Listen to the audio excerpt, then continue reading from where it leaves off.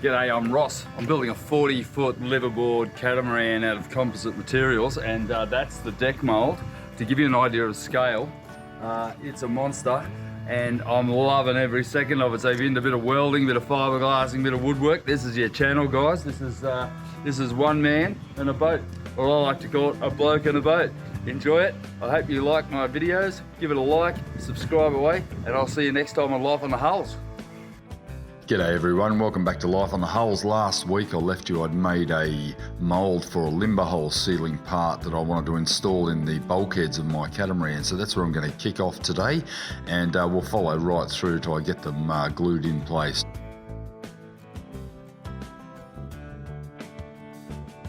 Okay guys, so I've just given this a wax up. It's got 3 coats of release wax. Now, if this was fiberglass and a raw product that's just brand new on a new mold, I would PVA it. I'd put a polyvinyl alcohol layer on it. I could either spray that on or sponge it on, because that gives me an extra separating agent on here. However, because it's PVC pipe and melamine, I can't envisage any release problems. But what I'm going to do, I'm basically going to brush gel with a white gel coat on top of this. I want it white because ultimately I want the inside of my bilges all white or an off grey colour. So very important that I give it a good even coat of brush gel, and I'll catalyse that at around 1.5 to 2% today, because it is a bit cool in here today. It's around about 17 degrees inside my workshop. But I've got it on the Lazy Susan, so I'm not picking it up and trying to move it. I can basically just turn it around, put the gel coat on, come back this afternoon, put 2 or 3 layers on it, and get it done, get the job done. And then tomorrow I could probably even come in and release it. Now, I know I'm a little bit loud today because I've actually got a raging ear infection. I've just flown back in from West Australia and snorkeling in the tropics, and an old surfer and swimmer like myself, I suffer from a bit of swimmer's ear occasion, so I'm off to the quack to get an antibiotic for my ear. So I'm a little bit off centre today, not real well balanced.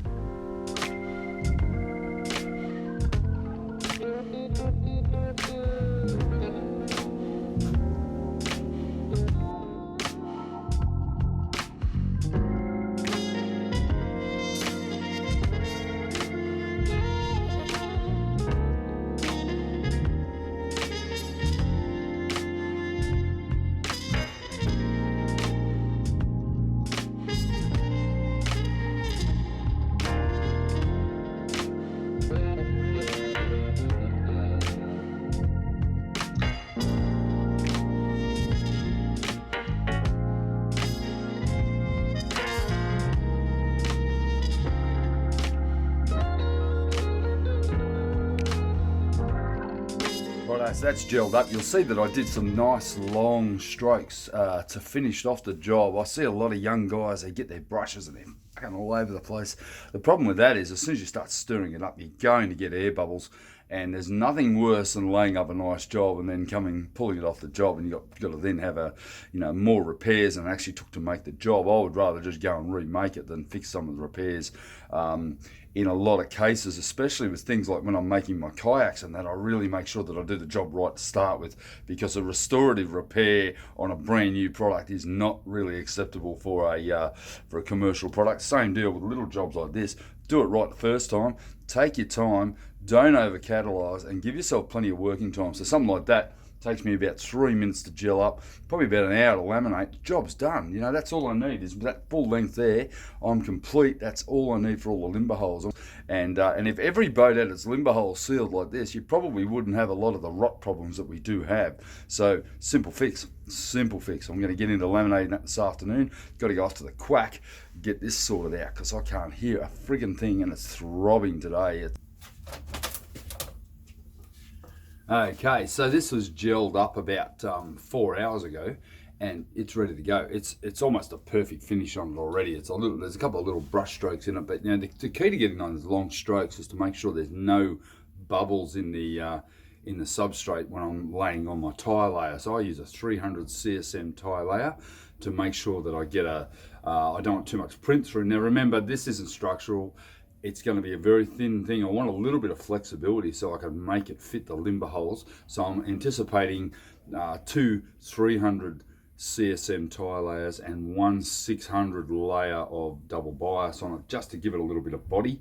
And that's pretty much going to be it. It only needs to be about 2 millimeters thick, and then I'm going to be able to basically cut it into little sections of about this long, and then just insert them up in the limber holes with some epoxy. Then I'll glass them in around each of the holes, and I've got a perfectly sealed limber hole, no rot problems.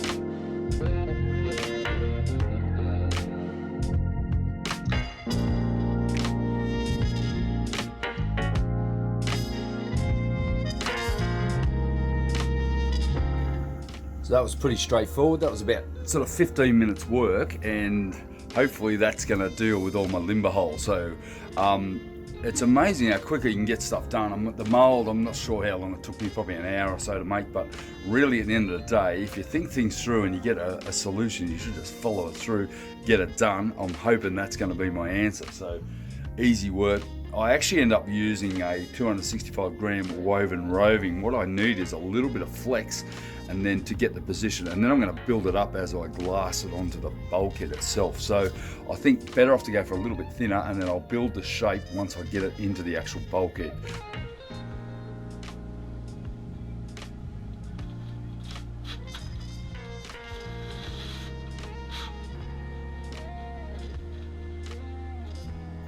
Okay, so I'm from one job to the other. I'm just been out there anti-fouling interim to put it back on the mooring. I'm absolutely covered in anti-foul.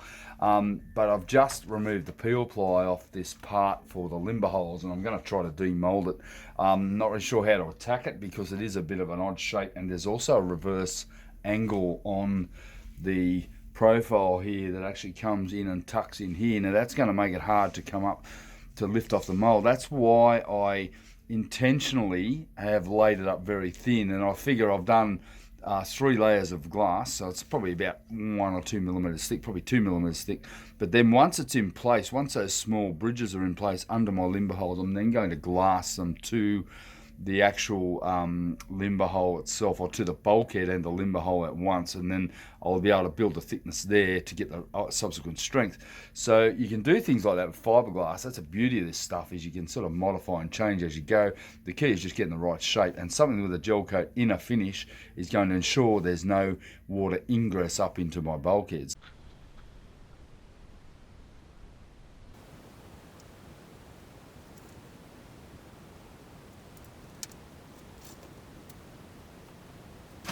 So it's been a bit of a bastard because it's got that, it's hooking over the mold. It's taken a little bit of effort. I've had to sort of chip away at it, but I think I've got it pretty much released, but we'll see how we go here.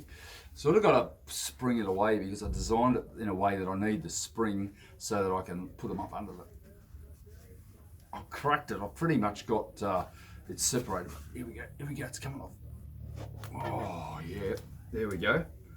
All right, so you can see what I've made here. There's my mold, and there's my pattern, or my part. You can actually see, funnily enough, it's actually taken, the gel coat's taken the writing of the PVC pipe with it. So don't ask me why. That's probably a bit of a chemical reaction. But to be honest, that could be used again. So I'm going to save that. It might take a bit of effort to get the plasticine all done again, but good thing is that it can be used again. But so now I've got the reverse of the mold. I can now slice it into pieces around about this wide, probably about 5 or 6 centimeters wide, because you've got to remember the bulkhead's about 25 mil wide. I want it to be at least twice as wide as that, so I've got a lip there to actually glass the limber hole too, but that's going to work absolutely spot on. So I'm going to have to trim off this flange and then use this as the underside of the limber hole. So I'm going to go and get on my bandsaw, I'm going to mark it up and get to it. Now before I get cutting, I'm going to clean up all this plasticine off it, because I'll be able to reuse that because it's pretty clean. And I'll put it back on the mold itself. just in case this turns out to be a total disaster. It's not an exact science, these sorts of things. You know, really, you're inventing a solution to a problem, and sometimes inventions don't work. I've spent a lot of time doing stuff like this, and you know, it's been fruitless. But every time you learn something new, you start to employ that in the next thing that you mess up. So I'm going to go for 5 or 50 mil wide. Now this is the bulkhead width, so I'm going for an overlap of around about 1 centimetre on either side. So you can see here, if this is the part, let's say that's the part I'm looking for, that limber hole is going to be exactly the right width. It's going to give me just enough to get a little bit of glass on each side and to glue it up underneath.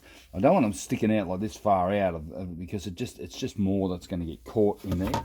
But I think if I cut them every 5 centimetres, all the way, 60 centimetre long tube here, that means I'm going to get hopefully 12 components.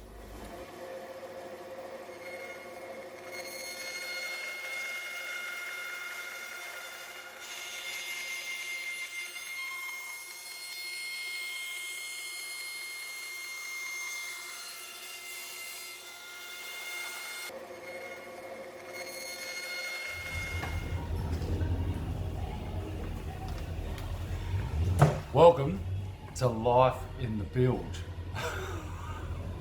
My channel keeps morphing into different names, but this one's the most appropriate.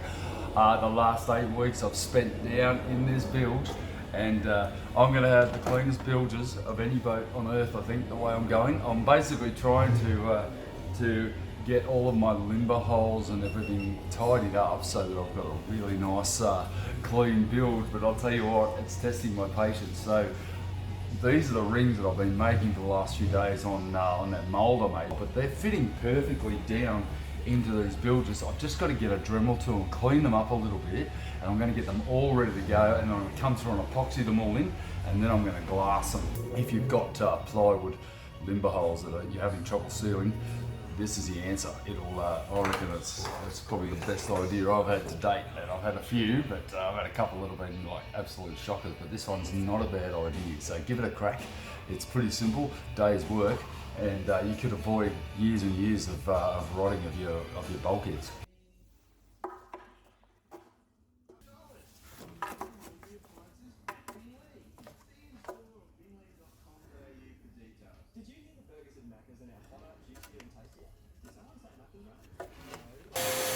So we're cramped down here in the build, but you can see here I have these sections I've made, and this is the flange that was on my mould, and the actual hole goes in and around rather than coming straight down. So I need to trim each one of these off individually just with the Dremel tool and just clean them up so that I can get them to fit in place. But yeah, that's going to work perfectly.